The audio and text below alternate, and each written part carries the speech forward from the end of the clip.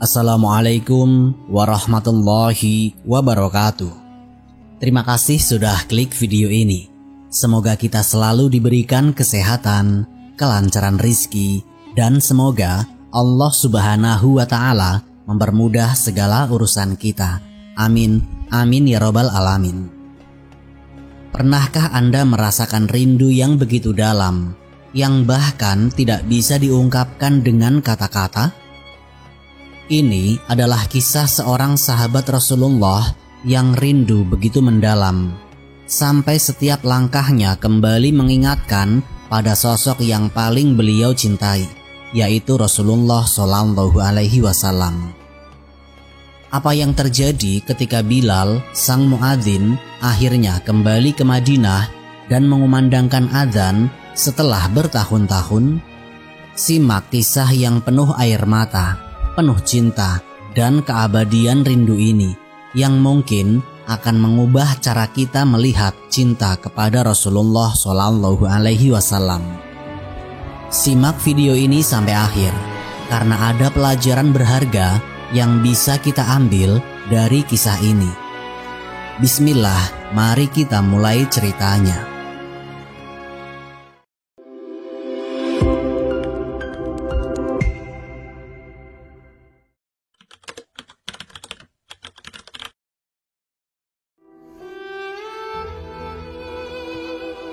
Beberapa hari telah berlalu sejak wafatnya Rasulullah Shallallahu Alaihi Wasallam. Suasana di Madinah masih diselimuti duka yang dalam. Tidak ada senyum yang benar-benar tulus, tidak ada tawa yang tidak menyisakan luka. Di tengah heningnya kesedihan itu, Bilal bin Rabah, sang muadzin yang suaranya telah membelah langit Madinah selama bertahun-tahun, melangkah dengan berat hati menuju kediaman Khalifah Abu Bakar Ash-Shiddiq. Dengan suara lirih, Bilal bin Rabah membuka percakapan. "Wahai Khalifah Rasulullah, aku datang membawa permohonan." Abu Bakar Ash-Shiddiq memandang Bilal, sahabat lama yang begitu setia. "Permohonan apa, wahai Bilal?" tanyanya dengan lembut. Bilal menunduk, matanya mulai berkaca-kaca. Beliau menarik nafas dalam-dalam lalu berkata, "Izinkan aku untuk tidak lagi mengumandangkan adzan." Abu Bakar terdiam sejenak. Beliau tidak menyangka permintaan itu datang dari Bilal, seseorang yang selama ini setia mengumandangkan panggilan suci ke langit. Dengan suara tegas namun penuh kasih, Sayyidina Abu Bakar berkata, "Wahai Bilal, aku tidak akan pernah mengganti atau mencopot siapapun yang dulu diangkat oleh Rasulullah." Namun Bilal tidak menyerah. Kali ini air matanya mulai jatuh, suaranya pun bergetar. "Wahai Abu Bakar, izinkan aku, tolong izinkan aku untuk berhenti adzan." Abu Bakar Ash-Shiddiq terdiam lebih lama, mencoba memahami. Lalu beliau berkata, "Jika kau ingin berhenti, kau harus punya alasan yang jelas. Kenapa Bilal?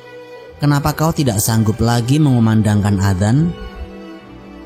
Bilal tidak langsung menjawab. Beliau hanya menoleh pelan ke arah Masjid Nabawi, ke menara tempat yang ia biasa berdiri dan melantunkan suara yang membangunkan hati umat Islam. Lalu dengan air mata yang mengalir deras, beliau berkata, "Wahai Abu Bakar, setiap kali aku berdiri di sana, setiap aku adzan, hatiku hancur. Suara ini, dulu Rasulullah yang mendengarnya pertama kali. Kini beliau telah tiada. Aku tidak sanggup, aku benar-benar tidak sanggup lagi." Bilal bin Rabah berdiri mematung di dekat Masjid Nabawi. Pandangannya kosong, menatap satu titik, yaitu tempat yang kini menjadi makam Rasulullah, yang dulunya adalah kamar sederhana sang kekasih Allah. Tangannya gemetar, bibirnya bergetar, lalu ia menoleh kepada Abu Bakar Ash-Shiddiq dan berkata dengan suara tertahan, "Wahai Abu Bakar, aku ingin kau mendengar sesuatu." Bilal menarik nafas dengan dalam. seolah hendak menahan air mata yang sudah di ujung pelupuk. Dulu saat Rasulullah masih hidup, setiap kali waktu sholat hampir tiba, aku datang ke kamarnya. Dengan penuh adab aku mengetuk lalu berkata, "Ya Rasulullah, waktu sholat telah datang." Kadang beliau lebih dulu datang menemuiku, memanggil dengan lembut, "Wahai Bilal, saatnya sholat." Kami lalu berjalan bersama menuju masjid. Aku naik ke menara dan beliau berdiri di bawah sana memandangiku dari jauh. Sebelum aku mengumandangkan adzan, aku menoleh ke arahnya. Aku selalu memastikan bahwa beliau ada di sana menyaksikan.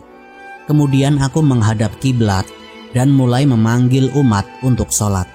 Setiap hari selama bertahun-tahun.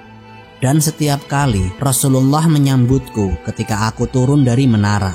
Senyumnya, tatapannya, semua itu menjadi bagian dari jiwaku.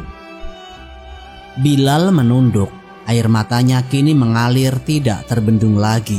"Wahai Abu Bakar, kini saat aku berdiri di tempat yang sama, aku tidak lagi melihat beliau, tidak ada lagi senyuman itu, tidak ada lagi suara lembut itu, yang tersisa hanyalah sunyi. Setiap adzan yang kumulai justru mengiris hatiku, bukan karena aku tidak ingin memanggil umat, tapi karena setiap lantunannya mengingatkanku pada sosok yang kini telah tiada. Aku sudah tidak sanggup lagi, wahai Abu Bakar.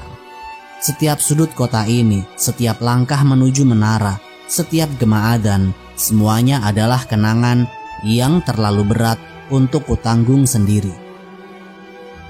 Mendengar semua penjelasan dari Bilal bin Rabah, Abu Bakar As-Siddiq pun tidak kuasa menahan air matanya. Sang khalifah menangis bersama Bilal bin Rabah, dua sahabat Rasulullah yang kini harus meneruskan hidup. Abu Bakar As-Siddiq menatap Bilal dengan mata yang basah, menahan gejolak hati yang tidak mudah dilupakan. Dalam hatinya ia memahami luka yang sedang dipikul oleh sang muadzin, luka kehilangan seorang nabi, guru, dan sahabat yang tidak tergantikan. Lalu dengan suara berat dan penuh pengertian, Abu Bakar As-Siddiq berkata, "Wahai Bilal, jika alasanmu seperti itu, maka pergilah. Aku izinkan engkau tidak lagi mengumandangkan adzan." Namun jauh di dasar hatinya, Abu Bakar As-Siddiq tetap menyimpan harapan. Harapan bahwa suara Bilal yang dulu menggetarkan langit Madinah dan menyejukkan hati Rasulullah akan tetap terdengar di Masjid Nabawi. Tapi keputusan Bilal sudah bulat. Setelah mendapatkan izin, Bilal bin Rabah mulai meninggalkan Madinah. Beliau pergi jauh ke negeri Syam, membawa luka yang belum sempat sembuh. Bukan karena beliau ingin melarikan diri, tetapi karena setiap sudut Madinah, jalan, rumah, menara masjid, semuanya mengingatkannya pada sosok yang mulia yang telah pergi. Beliau ingin menenangkan hati, menjauh dari kenangan. Di Syam, Bilal memilih hidup sederhana. Beliau tidak pernah lagi kembali ke menara Masjid Nabawi, tidak pernah menengok makam Rasulullah. Beliau menghilang dalam sepi, memendam rindunya dalam diam. Waktu pun berlalu, hari berganti malam, dan malam pun berganti menjadi mimpi. Suatu malam, di tengah tidurnya, Sayyidina Bilal bin Rabah bermimpi. Dalam mimpinya, Rasulullah SAW hadir. Wajah beliau bercahaya, penuh kasih. Namun mata beliau mengandung teguran lembut. Beliau berkata, "Wahai Bilal, alangkah kerasnya hatimu. Sudah lama sekali engkau tidak berkunjung kepadaku. Wahai Bilal, lama sekali engkau tidak menjengukku." Perkataan itu seperti petir yang menyambar jantung Sayyidina Bilal. Beliau terbangun dengan air mata yang tidak terbendung. Rindunya yang selama ini beliau simpan dalam diam kini pecah, mengalir deras tanpa kendali. Malam itu Sayyidina Bilal tahu beliau harus kembali. Hari itu Bilal bin Rabah menangis tanpa henti. Air matanya mengalir deras, seolah hujan duka mengguyur hatinya yang selama ini mencoba tabah. Tangisnya begitu pilu, hingga orang-orang di sekelilingnya terheran dan cemas. Keluarganya mendekat, khawatir melihat kondisi sang muadzin. "Ada apa denganmu, wahai Bilal? Mengapa engkau menangis sedemikian rupa? Belum pernah kami melihat engkau seperti ini." Dengan nafas yang berat, Sayyidina Bilal menjawab dengan perlahan, "Wahai saudaraku, hari ini aku benar-benar takut. Ketakutan yang belum pernah aku rasakan seumur hidupku. Dulu, saat aku pertama kali memeluk Islam, orang-orang kafir menyiksaku tanpa ampun. Tubuhku dijemur di padang pasir yang membakar. Dadaku ditindih batu raksasa. Cambuk dan pukulan menghujani tubuhku, tetapi hatiku tetap tegar. Tidak sedikit pun aku goyah, tidak gentar terhadap kekejaman mereka. Namun hari ini hatiku gemetar, aku takut yang sungguh dalam." "Mengapa engkau takut, wahai Bilal?" tanya mereka. "Bukankah engkau baru saja bermimpi bertemu Rasulullah? Tidakkah mimpi itu yang membahagiakan? Bukankah engkau rindu kepada beliau?" Bilal pun mengangguk dengan lemah, matanya kembali berkaca-kaca. "Benar, aku bermimpi bertemu Rasulullah. Tapi dalam mimpiku, beliau menegurku, aku takut. Aku takut Rasulullah marah kepadaku. Aku takut ditinggal oleh beliau, bahkan dalam mimpi." Tangis Bilal mengguncang hati siapapun yang mendengarnya. Dan kini bukan hanya Bilal yang menangis, keluarganya pun larut dalam kesedihan yang dalam. Salah satu dari mereka berkata, "Bilal, mungkin ini waktunya. Sudah saatnya engkau kembali ke Madinah. Sudah saatnya engkau menziarahi Rasulullah. Temuilah beliau, wahai Bilal. Lunasilah rindumu, tenangkanlah hatimu." Dan Sayyidina Bilal tahu itu adalah jawaban dari langit yang selama ini beliau nantikan. Maka beliau pun bersiap. Beliau tinggalkan Syam. Beliau tempuh perjalanan panjang yang penuh haru. Bukan untuk urusan dunia, tapi demi menuntaskan kerinduan. Berangkatlah Bilal bin Rabah dari negeri Syam. Beliau menempuh perjalanan jauh tanpa mengenal lelah. Kakinya terus melangkah. Tubuhnya tidak pernah meminta istirahat. Karena di dalam dadanya hanya ada satu tujuan, yaitu Madinah. Tempat kenangan, tempat cintanya kepada Rasulullah berakar dalam. Hari demi hari beliau berjalan melintasi gurun dan lembah. Panas matahari dan dinginnya malam tidak membuatnya goyah. Yang beliau bawa bukan sekedar tubuh, tapi kerinduan yang tidak tertampung oleh waktu.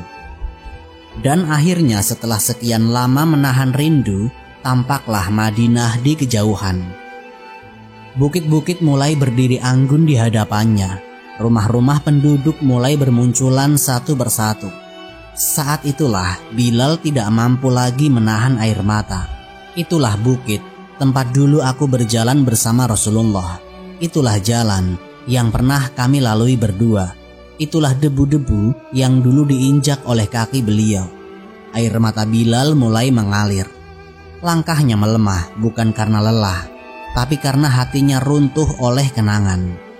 Semakin dekat ke kota, tangis Bilal semakin keras. Madinah bukan sekedar kota baginya. Madinah adalah lukisan hidup Rasulullah. Tidak ada satu sudut pun yang tidak mengingatkannya pada sang Nabi. Beliau melihat jalan dan beliau melihat Rasulullah di sana.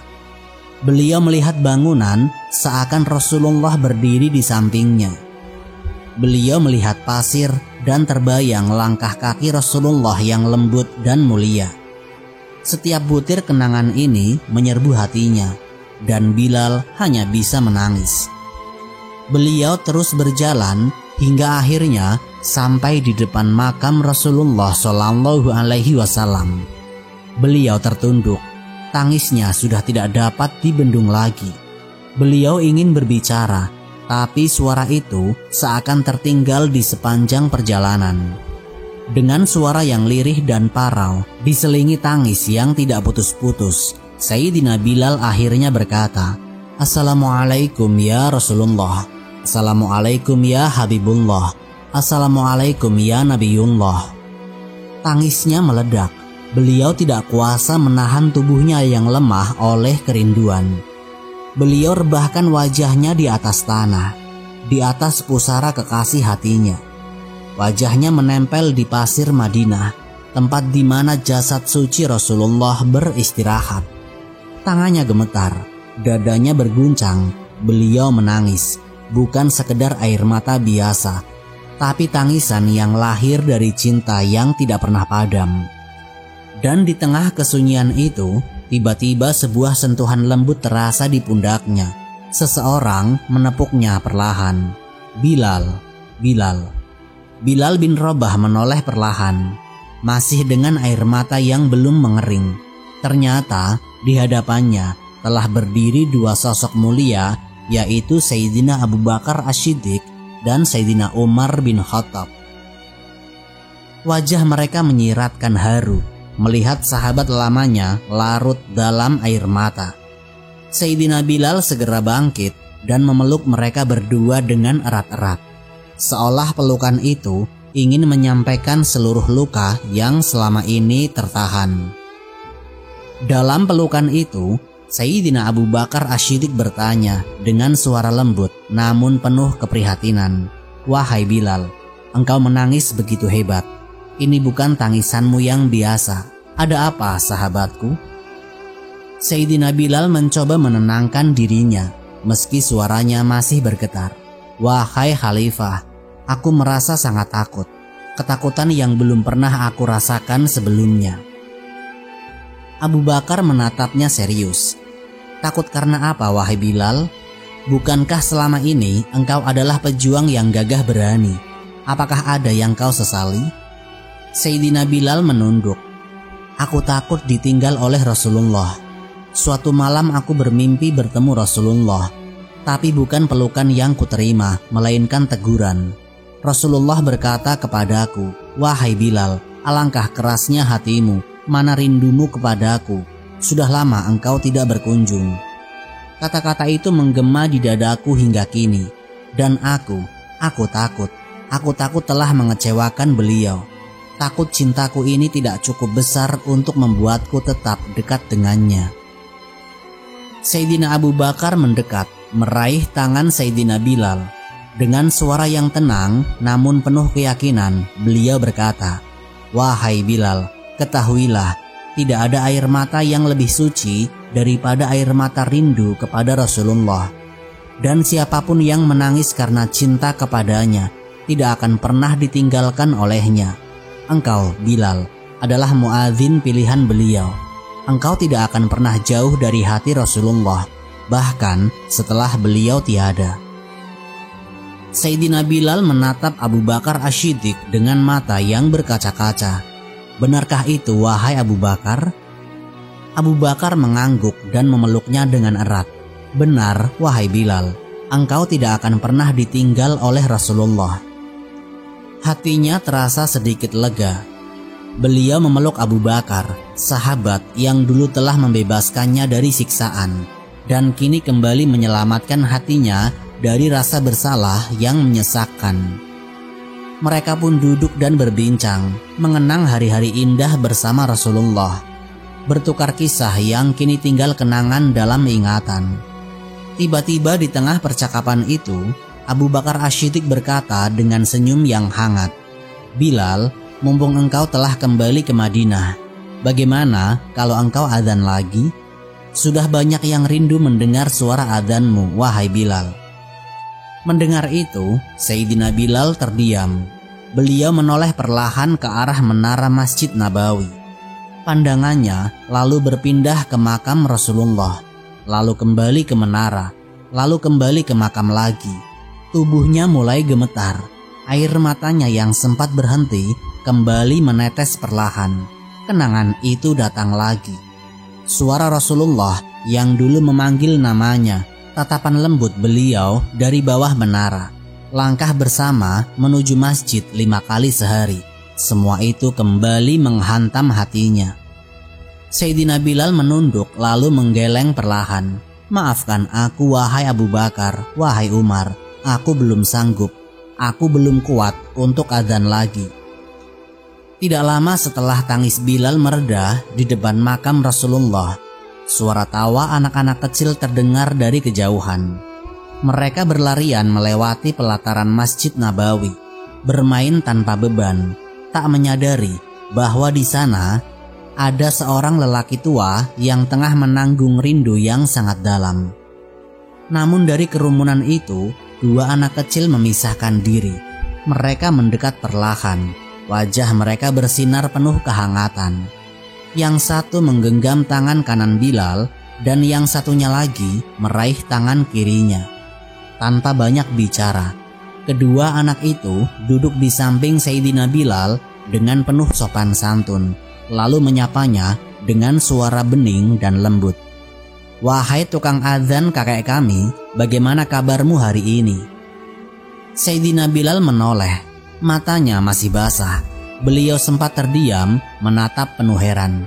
Ternyata di tangan kanannya ada Sayyidina Hasan dan di tangan kirinya ada Sayyidina Husain. Kedua cucu tercinta Rasulullah kini duduk di sisinya. Sekejap keheranan Sayyidina Bilal berubah menjadi haru. Matanya membulat. Lalu beliau menengadah ke langit. "Ya Allah, terima kasih ya Allah.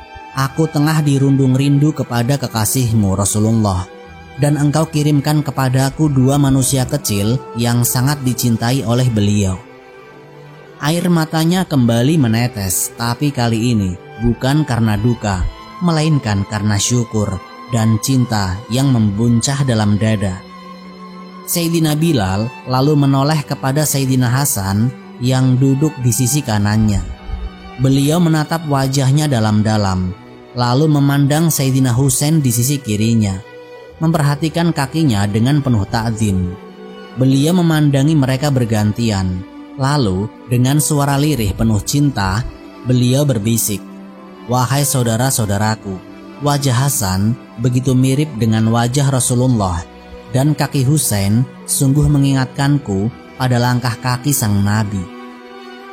Tangannya gemetar saat beliau memeluk kedua anak kecil itu ke dalam dekapannya. Seketika, seakan beliau kembali berada di sisi Rasulullah. Dengan air mata yang mengalir tidak terbendung, beliau berkata, "Ya Rasulullah, demi Allah, aku masih mengenali bau keringatmu, dan hari ini aku merasakannya kembali di cucu-cucumu." Tidak lama setelah pelukan hangat itu, dua anak kecil yang duduk di sisi Sayyidina Bilal memandang wajahnya penuh harap. Suara lembut mereka memecah kesunyian di makam Nabi. "Paman Bilal, kami merindukanmu. Kami rindu mendengar suaramu saat adzan." Sayyidina Bilal menunduk. Hatinya kembali gemetar. Beliau tidak segera menjawab. Beliau menatap mata Sayyidina Hasan dan Sayyidina Husain yang bersinar dengan ketulusan. Lalu perlahan beliau menoleh ke arah Sayyidina Abu Bakar, lalu Sayyidina Umar. Kedua tokoh besar itu hanya tersenyum dan mengangguk penuh pengertian. "Lakukanlah wahai Bilal," kata Abu Bakar Asy-Syiddiq dengan lembut.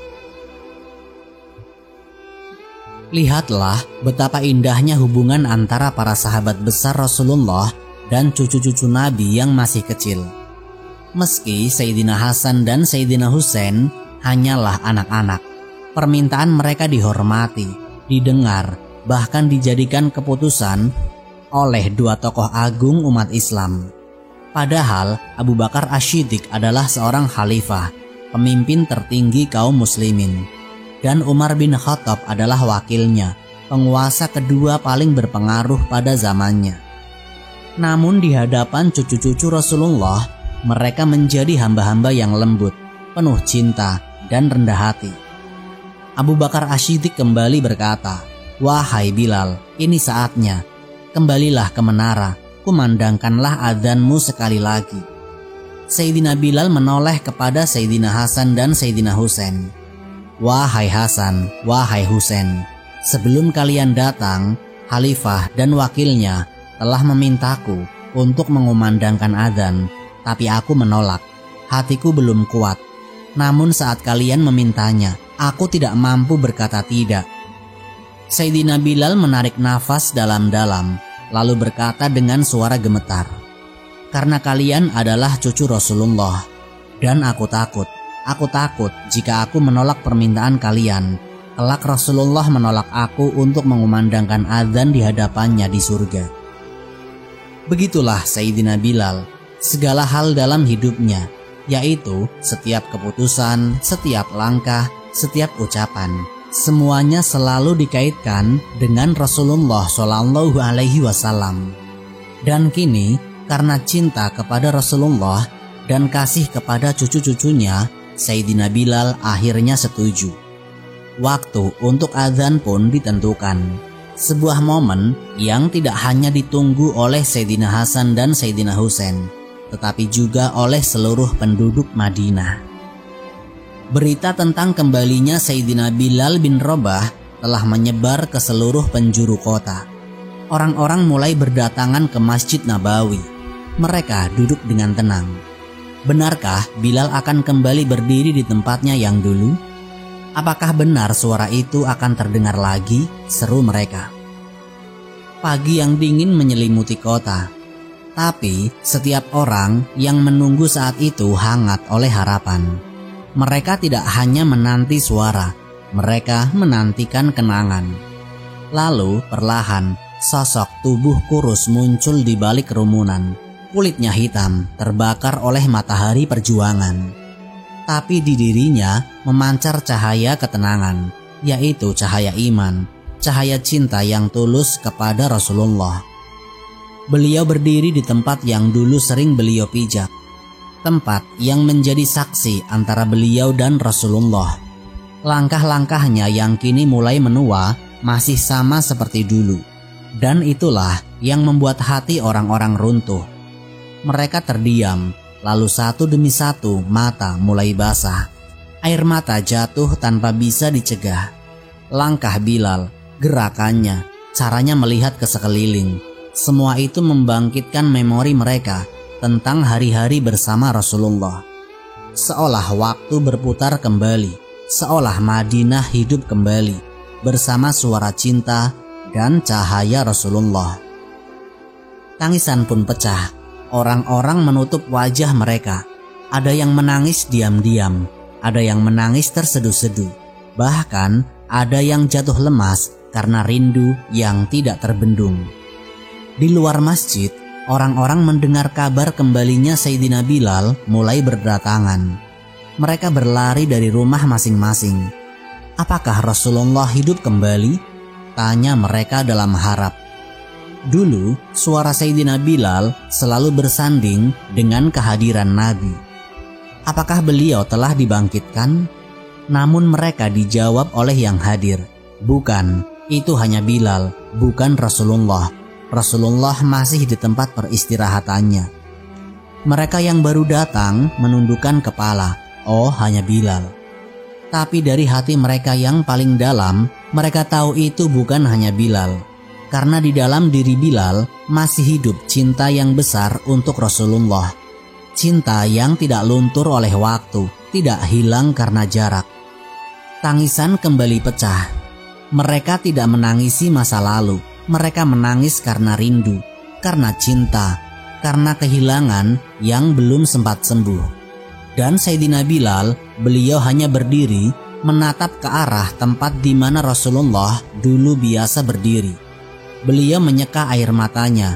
Beliau mulai menunduk. Di sanalah dulu aku melihat Rasulullah. Beliau menatapku dengan senyum, menunggu aku turun. Kini tempat itu kosong. Namun, bagi Bilal dan bagi mereka yang mencintai Rasulullah, cinta itu tetap hidup. Kita memang tidak pernah hidup sezaman dengan Nabi. Kita tidak pernah menyaksikan senyumnya, tidak pernah mendengar suara lembutnya secara langsung. Akan tetapi, bukan berarti kita tidak bisa mencintainya. Karena cinta kepada Rasulullah tidak bergantung pada waktu dan jarak. Ia hidup dalam hati yang rindu dan taat. Sebagaimana kisah seorang badui yang bertanya kepada Rasulullah, "Kapan hari kiamat?" Rasulullah bertanya balik, "Apa yang kau telah siapkan untuk itu?" Si badui menjawab, "Aku tidak banyak sholat dan puasa." tapi aku mencintai Allah dan Rasul-Nya." Dan Rasulullah menjawab, "Seseorang akan dikumpulkan bersama orang yang ia cintai." Subhanallah, semoga cinta kepada Rasulullah bukan hanya di bibir, tapi juga terwujud dalam amal, dalam akhlak, dan dalam kesetiaan pada sunnahnya. Karena Allah berfirman dalam surat An-Nisa ayat 69, "Barang siapa yang taat kepada Allah dan Rasul-Nya, maka mereka akan bersama orang-orang yang diberi nikmat oleh Allah, yaitu para nabi, orang-orang yang jujur, para syuhada, dan orang-orang soleh, dan mereka itulah sebaik-baik teman." Semoga Allah mengumpulkan kita bersama Rasulullah dan para sahabatnya kelak di surga. Allahumma sholli ala Sayyidina Muhammad wa ala ali Sayyidina Muhammad. Amin, amin ya robbal alamin. Wallahu a'lam bisawab. Semoga kisah ini memberikan manfaat dan menjadi pengingat bagi kita semua untuk terus memperbaiki diri serta meningkatkan ketaatan kepada Allah Subhanahu wa Ta'ala. Jika ada kebaikan dalam penyampaian ini, maka itu semata-mata datang dari Allah. Dan jika ada kesalahan, kami mohon maaf yang sebesar-besarnya. Sampai jumpa di kisah-kisah inspiratif berikutnya. Akhirul kalam, wassalamualaikum warahmatullahi wabarakatuh.